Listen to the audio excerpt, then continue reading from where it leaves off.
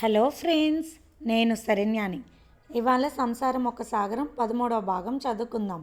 రచించిన వారు మీనా ముక్తేశ్వర్ గారు. తులసికోటి దగ్గర పూజ చేసుకుంటున్న సీతమ్మ బండి మీద నుండి నవ్వుతూ దిగుతున్న జాహ్నవిని చూసి సంతోషపడిపోయింది. వెంటనే చెంగు కప్పుకుంది. అల్లుడి గారి ముందు పడకూడదని గబగబా లోపలికి వెళ్ళిపోయింది. జాహ్నవి లోపలికి వెళ్ళింది. అమ్మా, ఎంత ఆనందంగా కనిపిస్తున్నావు తల్లి, ఎంత కల వచ్చేసిందమ్మా నీకు, మీ ఆయన మంచివారా అంటూ చిన్నగా అడిగింది సీతమ్మ. ఓ, చాలా మంచివారమ్మా, దేవుడు లాంటి వారు అంటూ చెప్పి తెగ నవ్వేసింది జాహ్నవి. అలా గట్టిగా మాట్లాడకూడదమ్మా అంటూ లోపలికి వెళ్ళి జున్ను చేశాను, మన కర్రావు ఈనిందంటూ సంతోషంగా పెట్టింది జాహ్నవికి అల్లుడు గారికి. మామయ్య గారు ఎక్కడికి వెళ్ళారు అంటూ అడిగాడు జగపతి. మా నాన్న ఎక్కువ రారు ఇక్కడికి, అమ్మ ఒక్కతే ఉంటుంది, అందుకే నేను ఏడ్చిందంటూ బాధపడింది జాహ్నవి. జాహ్నవితో మాట్లాడుతూ ఉంది సీతమ్మ ఆనందంగా. ఏమ్మా, బాగున్నావా, మీ ఇద్దరు సంతోషంగా ఉన్నారా అని సీతమ్మ గారు అడుగుతున్నారు. బయటే కూర్చున్న జగపతి ఆ ఇంటి చుట్టుపక్కలన్నీ చూస్తూ ఉన్నాడు. చాలా బాగా ఉన్నాము రాత్రి ఇన్నిసార్లు అంటూ లెక్కలతో సహా చెప్పేసింది జాహ్నవి. అయ్యో పరమాత్మ, గట్టిగా మాట్లాడికి ఇలాంటివి చెప్పకూడదు ఎవరికి అంటూ తల కొట్టుకొని సిగ్గుపడింది సీతమ్మ. ఎందుకు? పొద్దున్న అంజమ్మక్క అడిగింది, చెప్పాను అన్నది జాహ్నవి. తప్పు, ఎవరైనా బాగున్నారా అంటే ఊ అనాలి అంతే, ఇంకంతకు మించి మాట్లాడకూడదు.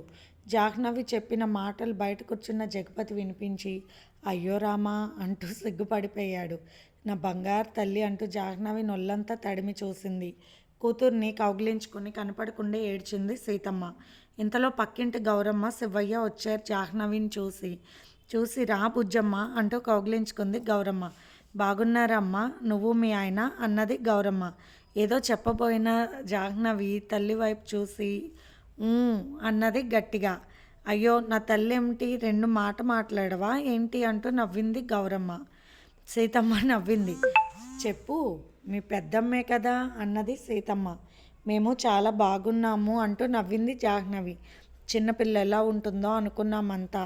శివయ్యకు తెలుసు, చెట్టు పైన నిన్నటి మొగ్గ తెల్లారి పుష్పంలా విచ్చుతుంది. ఇదంతా కారణం ఎవరికి తెలుసు? ఆ శివయ్యకే తెలుసు అనుకుని సంతోషపడిపోయింది గౌరమ్మ. శివయ్య ఇంట్లో నుండి కొద్దిగా చక్కెరాలు తీపి తెచ్చిపెట్టాడు జగపతికి. బాబు చాలా అమాయకురాలు, జాగ్రత్తగా చూసుకోవాలి, ఏమీ తెలియదు, అన్నీ చెప్పాల్సిందే అని చెబుతున్నారు శివయ్య. అలాగే చూసుకుంటున్నానండి అన్నాడు జగపతి నవ్వుతూ. అవును, లేకపోతే ఇటువంటి పిల్ల ఈరోజు ఇలా నవ్వుతూ ఉందంటే నువ్వెంత తెలివిగా ఉన్నావో అర్థమవుతుంది అంటూ నవ్వాడు శివయ్య. అమ్మ, బంగాళదుంప వేపుడు పప్పుచారు నెయ్యితో పప్పు చేయవా అన్నది జాహ్నవి. అయ్యో, పప్పుచారు ముద్దపప్పు నా దగ్గర ఉన్నాయి, బంగాళదుంపలు వేయించి సీతమ్మ అంటూ నవ్వింది గౌరమ్మ. అన్నం వండకు, అందరికీ నేను వండి వారుస్తానంటూ వెళ్ళింది గౌరమ్మ. రండి, పెరట్లో జామకాయలు చాలా ఉన్నాయి, కొబ్బరి చెట్లు ఉంటాయి రండి అంటూ తీసుకువెళ్ళింది భర్తను. అక్కడ జామకాయలు కోసుకుని అక్కడే ఉన్న పంపు నీళ్ళతో కడిగి చక్కగా తింటున్నారు భార్యాభర్తలు ఇద్దరు. అక్కడ జాహ్నవి ముచ్చటగా ఊగిన ఉయ్యాలలో ఈరోజు దంపతులుగా కూర్చుని ఊగుతూ ఉన్నారు వేప చెట్టుకు ఉయ్యాలకు. సీతమ్మ గారి కళ్ళల్లో ఆనందంతో మెరిశాయి. పెళ్లిలో చూస్తే మొరటిగా ఉన్నాడు, పర్వాలేదు ఇప్పుడు బాగానే ఉన్నాడు అనుకుంది నవ్వుతూ సీతమ్మ. ఇప్పుడే వస్తానుండండి అంటూ జాహ్నవి బయటకు వచ్చింది. అక్కడ పక్కన కొట్లో బూరలు కొనుక్కొచ్చింది జాహ్నవి. అవి ఊదుతూ వస్తున్న జాహ్నవి వైపు చూస్తూ నవ్వేశాడు జగపతి. ఏం పనులు అవి, పెళ్ళయ్యాక అలా కొట్టుకు వెళ్ళకూడదన్నది సీతమ్మ. బూర్లోది చెట్లకు కట్టి అవి గాలికి ఎగురుతుంటే ఎగురుతూ నవ్వుతూ ఉంది జాహ్నవి. అమ్మయ్యా, ఏదో ఏదో ఆలోచించుకుని నిద్ర పట్టక అల్లాడిపోతున్నాను, నా బిడ్డ ముఖం సుఖంగా ఉంది, అంతే చాలు అనుకుంది సీతమ్మ. గేట్ తీసుకుని వస్తున్న సుందరాన్ని చూసి చిరాగ్గా ముఖం పెట్టుకుంది సీతమ్మ. ఎందుకు ఇలా దాపరించాడు వెధవా అని తిట్టుకుంది. పంకజం తమ్ముడు పిల్లలు వచ్చిన సమయానికి రావాలా అని బాధపడుతూ ఉంది. గేట్ చప్పుడు అవడం జగపతి గమనించాడు. ఒకవేళ నాన్నగారిని వచ్చారేమో చూసి వస్తాను ఉండండి ఓని చెంగు దోపుకుని బయటకు పరిగెత్తింది జాహ్నవి.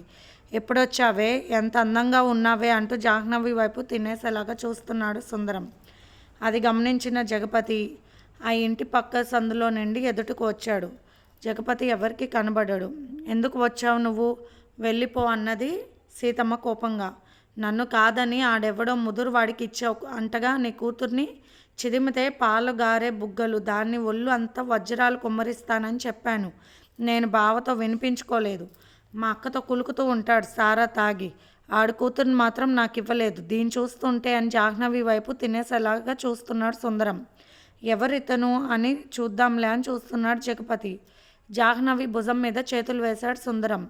నీకు దండం పెడతాను, వాళ్ళ ఆయన కూడా వచ్చాడు, లోపల ఉన్నాడు. చూస్తే ఒకలా అనుకుంటారు కదా. మా ఒక అక్కగా చెప్తున్నాను, దయచేసి వెళ్ళు, దండం పెడతానన్నది సీతమ్మ. ఒక్కసారి నా దగ్గరికి పంపు, ఒక్కసారిగా నీ కూతురు పెద్దదైపోతుందని వెక్కిలిగా అంటూ సుందరం ఏమిటి ఓని వేసుకున్నావా అంటూ జాహ్నవి చెంగు పట్టుకున్నాడు.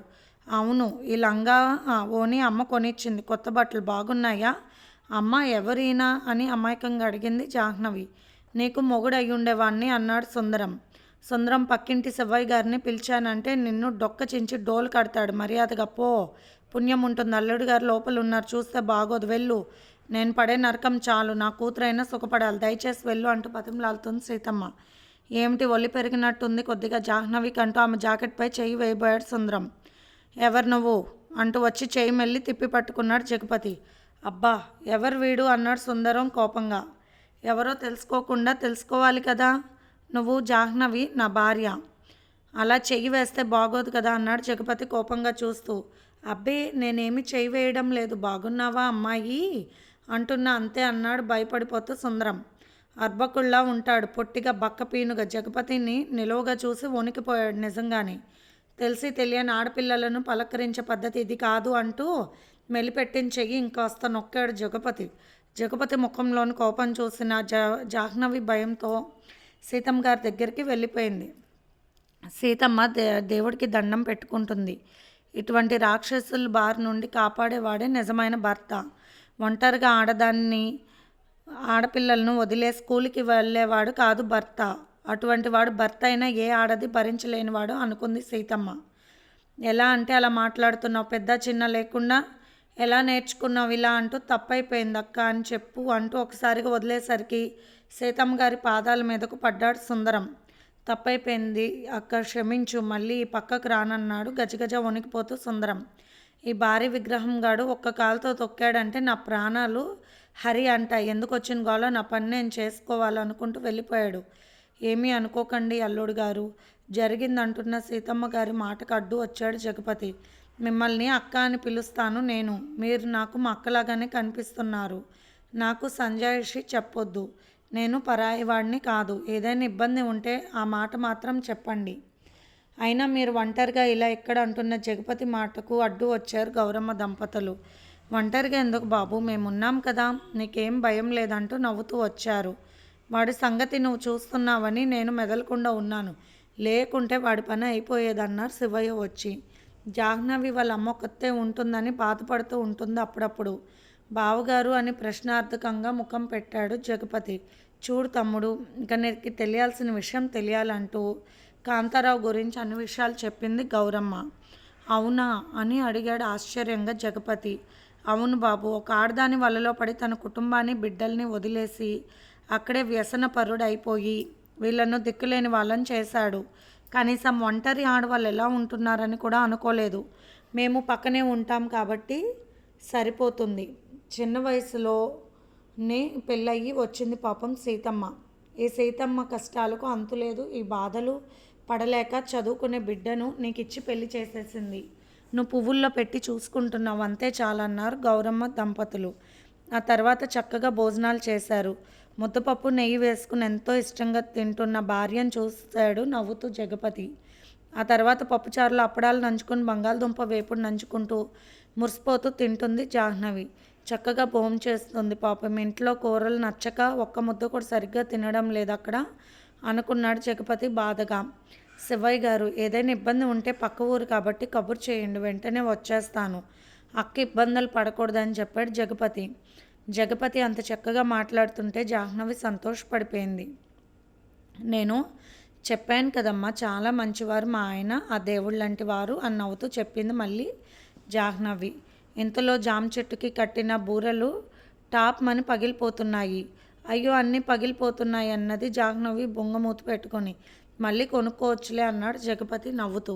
ఆ ఇంటిని పరికించి చూశాడు జగపతి. చక్కగా పూజ మందిరం ఎంతో అందంగా అలంకరించి ఉంది పూలతో. ఇంటి ఎదురుగా తులసికోట పచ్చగా అందంగా ఉంది. పేడ కల్లాపు వేసి చక్కగా ముగ్గులు వేసి గుడిలాగా ఎంతో పవిత్రంగా ఉంది. ఇటువంటి చక్కటి ఇంట్లో పుట్టి పెరిగింది చిన్నారి. కాలవా కాలవాసన నా భార్య అయ్యింది. ఇంకెప్పుడు జాహ్నవిని కంటతడి పెట్టనివ్వను నేను. సీతమ్మ అక్క కూడా చాలా సున్నితంగా మాట్లాడుతున్నారు. అందుకే పెద్దగా మాట్లాడే వాళ్ళంటే భయం జాహ్నవికి. అమ్మ అక్క వాళ్ళు ఎప్పుడొస్తారని అడిగింది జాహ్నవి. ఇప్పట్లో రారు అని లెటర్ రాసింది. నీ పెళ్ళైన సంగతులన్నీ రాసి పంపాను. ఇప్పుడు అన్ని మంచి సంగతులు రాసి వేస్తాను లెటర్ అంటూ నవ్వింది సీతమ్మ. పండిన పొలంలో కూడా సగం వాటర్ దాని ముఖాన్ని వేస్తాడు. ఇద్దరు ఆడపిల్లలతో పాడు చేసుకుని కష్టపడుతూ పిల్లలు అందగత్తెలు కాబట్టి కట్నం తక్కువతోనే బాధ్యతగా పిల్లలు చేసింది తల్లి అని చెప్పారు శివయ్య. చేతులెత్తి మొక్కాలి అన్నట్టు ఉంది సీతమ్మ గారి రూపం జగపతికి. ఎప్పుడు ఎరగని కళ్ళల్లో నీరు కూడా వచ్చే జగపతికి. సరే తొందరగా వెళ్ళి వస్తాము ఇక్కడకు అని చెప్పి రాలేదక్క. పైగా కొన్ని సరుకులు కొని బండి మాట్లాడి పంపించాలి. మరి బయలుదేరుతామని చెప్పాడు జగపతి నవ్వుతూ. అమ్మ వెళ్ళి వస్తాను. నేను చాలా సంతోషంగా ఉన్నాను. నువ్వు నా మీద దిగులు పెట్టుకోకు. జాగ్రత్తగా ఉండు పెద్దమ్మ వాళ్ళతో. అన్నం తినేయి మానేబాకుడు నువ్వు అన్నది జాహ్నవి మళ్ళీ. జాగ్రత్త అమ్మ. అత్తగారు ఏం పని చెప్పినా చెయ్యి. తోడుకోడలతో జాగ్రత్తగా ఉండు. ఆడబిడ్డలను గౌరవించు. బంగారు తల్లివి అని చెప్పకనే చెప్పారు సీతమ్మ గారు.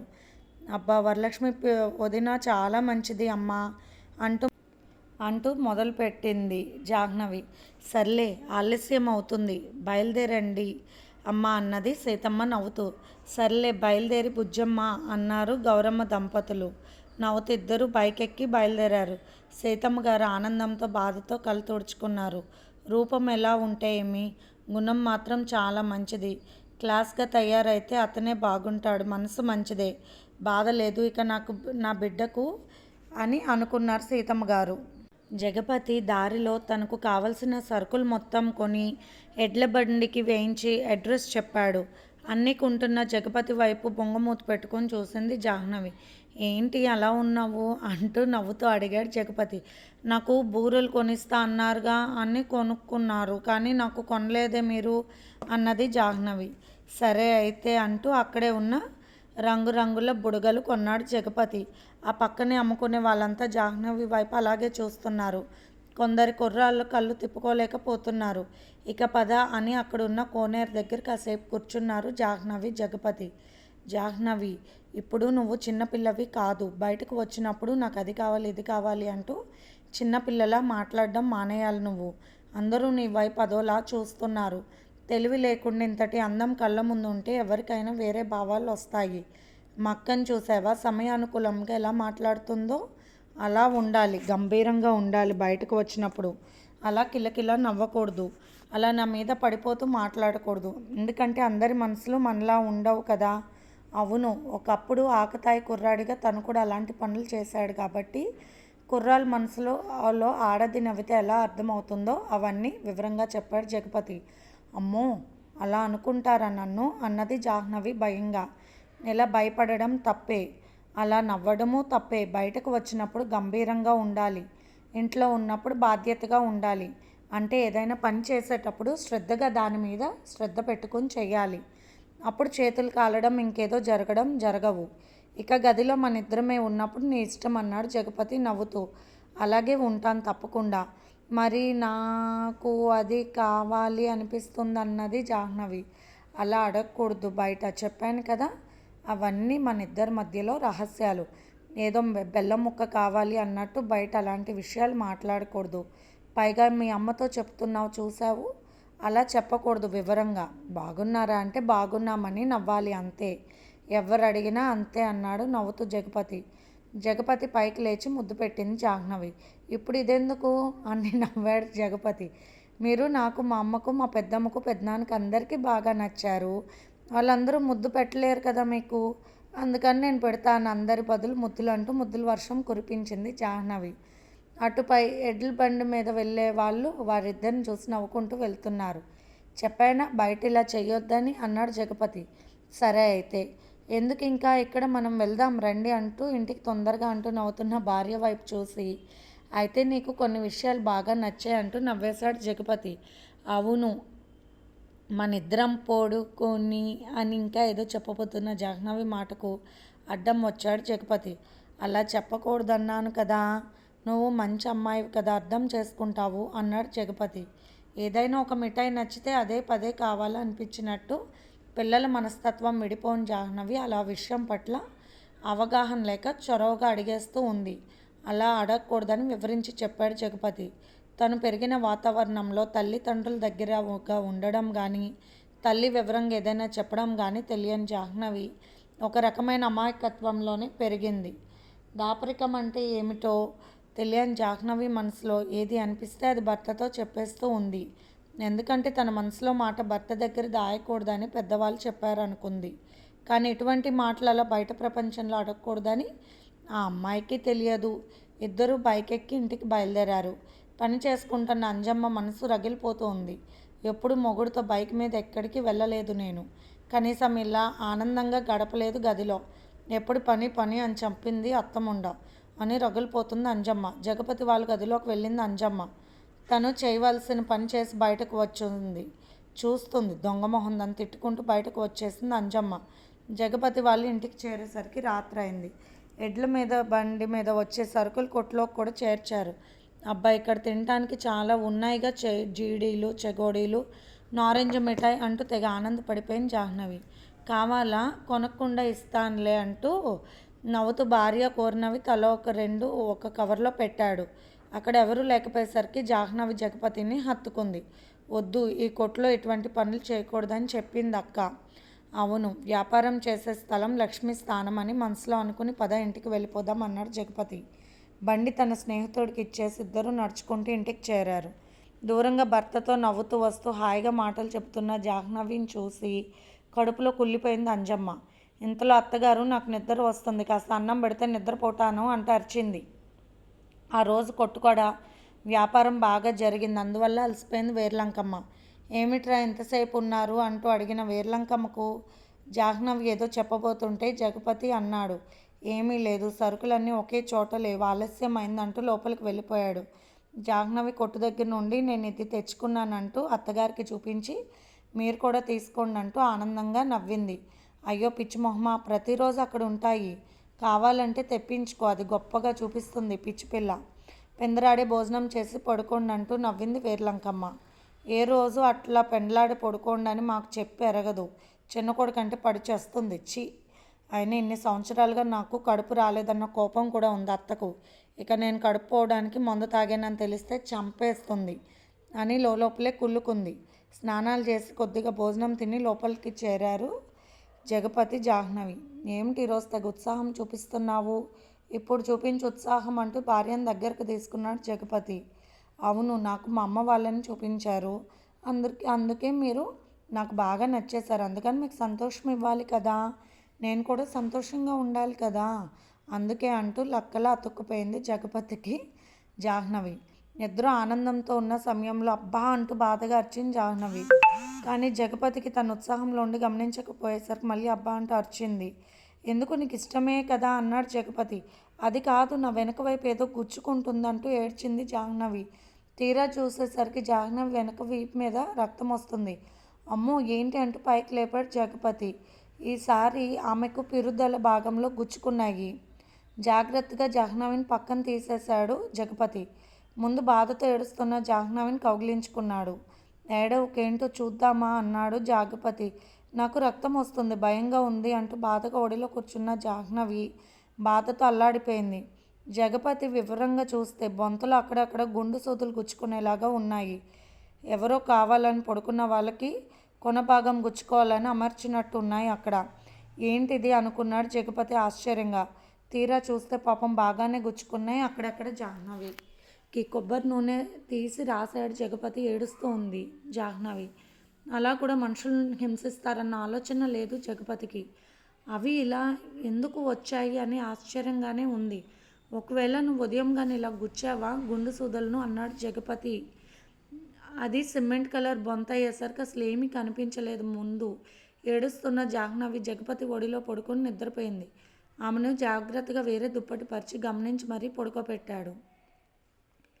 నోట్లో వేలు వేసుకుని నిద్రపోతూ ఉంది జాహ్నవి. అన్నీ చిత్రంగా ఉంటున్నాయి. ఏమిటో అనుకున్నాడు. కానీ ఇలాంటి పనులు ఇంట్లో వాళ్ళు చేస్తున్నారని అన్న అనుమానం ఇంకా రాలేదు జగపతికి. మరుసటి రోజు ఉదయాన్నే లేచి పనిచేసుకుంటున్న అంజమ్మ జగపతి గమనించి ఏదైనా తనని అనుకుంటాడేమోనన్న భయంతో ముందుగానే నేను చెప్పడం మర్చిపోయాను జాహ్నవి. నిన్న ఆ పక్కింటి పిల్లలు వచ్చి గుండు సూదులతో ఆడుకున్నారు. ఎంతసేపు పిల్లలు అంటుంది కదా అత్తయ్య. అందుకే వాళ్ళు లోపల అట్లా చొరవగా ఆడుకున్నారు. జాగ్రత్త, ఏదైనా ఉంటే చూడండి అని చెప్పింది అంజమ్మ. జాహ్నవి నాకు గుచ్చుకున్నాయి అక్క అంటే జాకెట్ కూడా లేదు కదా అని జగపతి వైపు చూసి కాదు అని అని ఆగిపోయింది జాహ్నవి. ఒళ్ళంతా గుచ్చుకుపోయి ఉంటాయి. ఇది ఫ్రెండ్స్ ఇవాల్టి ఎపిసోడ్. రేపు ఇంకొక ఎపిసోడ్తో మేము ముందుకు వస్తాను. Bye friends.